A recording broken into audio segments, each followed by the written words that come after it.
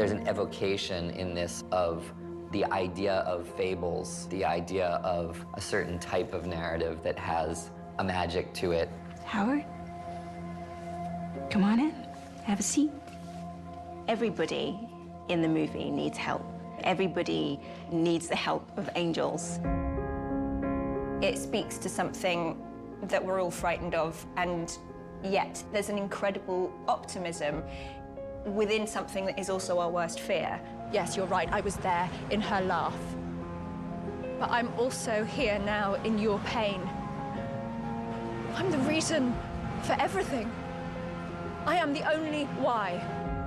In this movie, confronting death turns out to be the most beautiful path to living and loving life. My daughter's name was Olivia. She was 6 years old.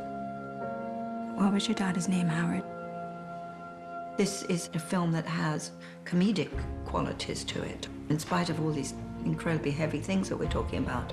He believed me. I'm telling you, he believed me. That's amazing. I mean, that was spectacular. That was because there was no safety net. You see, that was Grotowski. That was pure stellar Adler. This is a holiday fable, a life-affirming fable. It is really meant to be taken as we took fables as children.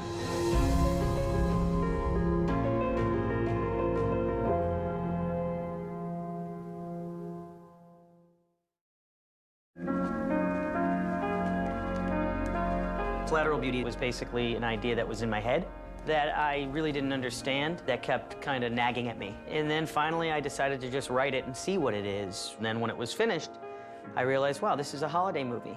The magic of Alan's script is that he pulls you along into things that seem a little bit unlikely, but you're smiling at the convention of it. And then, of course, the trick of the movie is all gets revealed. Do you know what I mean? What if love, time, and death show up in person and answer the letters that Howard's been writing to them?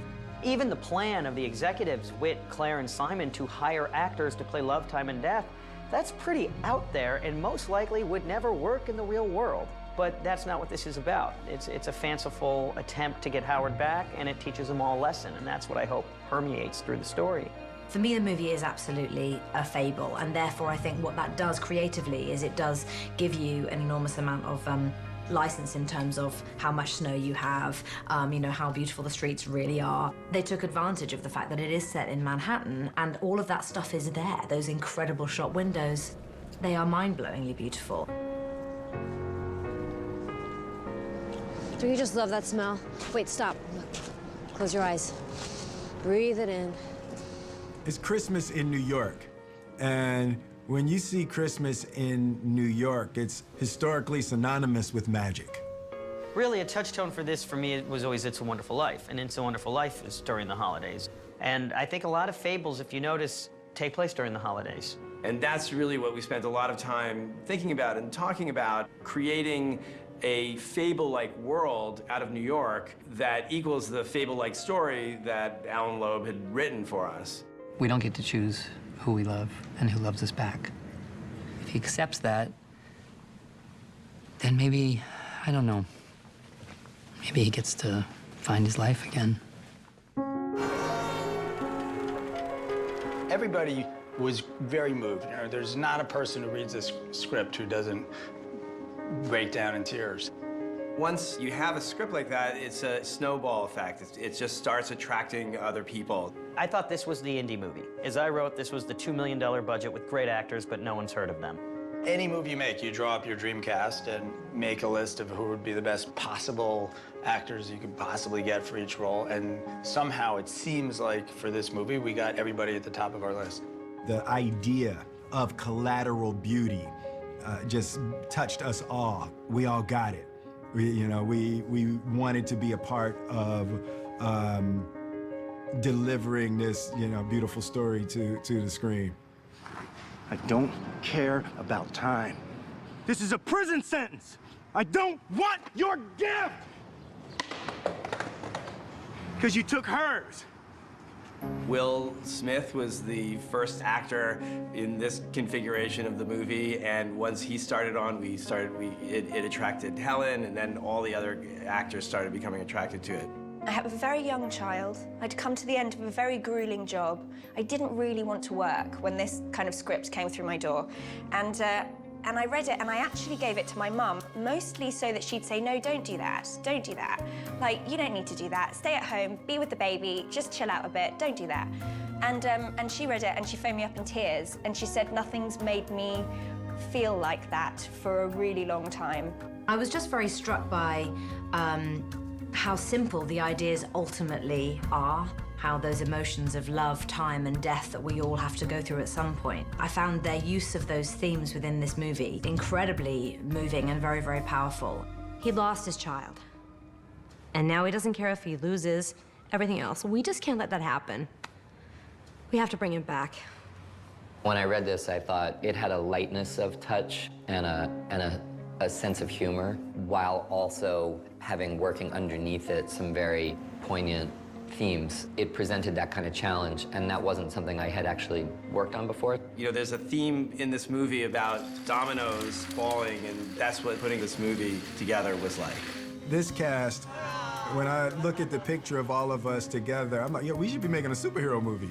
We were very fortunate that, and this doesn't always happen, we were very fortunate that everyone just wanted to help one another out. I was really, really pleasantly surprised, almost amazed at the degree to which that group fell in to a very natural harmony with each other. You know, they're all big movie stars, and we know them in iconic roles. But the fact is, these are all really passionate actors with a real love of their craft, brilliance at their craft, and but also deep, deep affection for the process of making movies. Some of my fondest memories, actually, of working on a movie ever were the scenes that I had with Jacob, who plays Raffi. Time doesn't go from January to December or from noon to midnight. You know, we all just make it that way in our heads. That's absurd.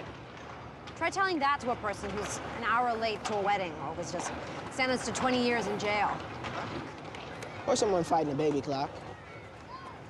We really don't need to have this conversation ever. I was just thankful that David really saw something in me that I really didn't see in myself, for me to be amongst these heavy hitters, you know? Ed's been doing it for years, Kate's been doing it for years, Helen is a legend, you know, Will, and then Jacob Lattimore, you know? So it's like, what? I loved spending time with him because he wants to watch everyone else and learn from other people and say, you know, how do you think I should do this bit? And how did you think that went? And, you know, it's nice to work with actors who don't have an ego and so want to make it very much a collaboration. Yo! I can't believe you made me come to this neighborhood carrying $20,000 in cash. When we did that scene where she brings the money to me, I kept messing up on the lines. I just kept messing up. And I was just like, yo. And she's like, don't panic, you got it. Just keep going. And I'm just like, well, okay, I got it. And like, I did it like 2 or 3 takes and finally got it. And she just jumps up and down, Yes, yes, you got it. That was incredible, that was incredible. She gives me this hug and she's just excited about it. It's a lovely position to be in when, you know, there's Jacob. I was his age when I did my first film, and here I am, a wizened old 40-year-old woman, and I can share the things that I have learned and with someone who really wants to hear them. I'm just like, oh my goodness, this is crazy. Like, this is Rose from Titanic. We really were a team, and really blessed as well, I think, to have lovely Helen, who, you know, she's a mensch. So you want us to gaslight your boss? I'm sorry? Gaslight was a play, movie. Oh my God, does nobody watch anything that's longer than 8 seconds anymore? Watching, you know, Helen do her thing because she's so free and she's not afraid to mess up. And a lot of people are. If it was up to me, you'd play every part. I could play all the part. I've done that before, you know. I mean, I'd change costume, obviously, of course, but yeah. Actors are funny, you know that? Funny? Do you think I could do comedy? I've never done a comedy. That's interesting. I've always wanted to play someone called Brigitte. It sounds so French. It was a lovely idea. Really, you're playing 2 roles. You're playing an actress, but then you're playing an actress who's playing a role. You know, obviously I know actors, I understand actors. I've lived my whole life with actors. And I've never actually played an actor before. Helen is so graceful at embracing her age. You can really see this older actress playing an older actress and absolutely celebrating, you know, that time in her life and looking as fantastic as she does. And she's sexy. I mean, it's, you know, it's so inspiring to stand alongside someone like that. I've been waiting a long time for my moment, for validation, and this was it. An audience of one, in secret, with no applause. I'm sure Brigitte thinks she should win a Tony. She's just pissed off that there weren't enough people to see it. So why did you decide to come in tonight? Yeah, I've seen you outside. I was gonna come out one night and invite you in, but I guess I didn't want to blow up your spot. Blow up my spot? Yeah. You don't want to mess up my jam? Exactly. Working opposite Will Smith is such a magical experience because he's so many different things. You know, he's an incredible actor. He's really, really spiritual. And then he's a kid as well, a complete kid. Will have you laughing all the time and loves to push boundaries and provoke you, and a tormentor as well. I'd say he's my tormentor. He was my tormentor on set. He knows it. You know, he's not going to deny it. Hey, how you doing? Oh my God. It's not gonna be you in the fight. Stop. Stop.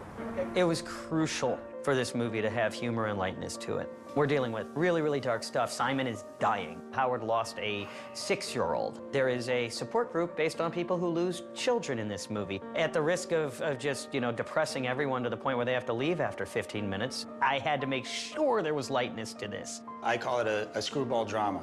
The characters have big egos or they want more lines. Death gives time all of its value. Maybe I should play all the parts. And buried in all of this kind of screwball-y kind of conventions are some very thoughtful, deep themes about love and about being the best person you can be, being kind. So in the creative process, what would happen is no matter how dark or difficult a scene was that we were doing, we were always looking for the levity. I'm so sorry. You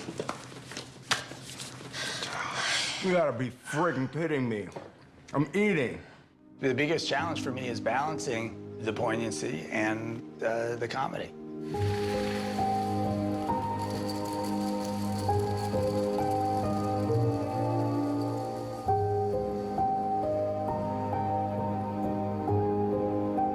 Just make sure you notice the collateral beauty. For me, the greatest message of this movie is that there's a gift in everything. We forget that sorrow and loss are incredibly painful, but there is a gift there as well, and they teach us something incredibly profound. And if we allow them to, it enables us to experience life in a much deeper way and to really grow and blossom from the experience. Yes, film is escapism, and it should be, and that's wonderful. But I think the ones that you really love are the ones that hit you in places that make you cry.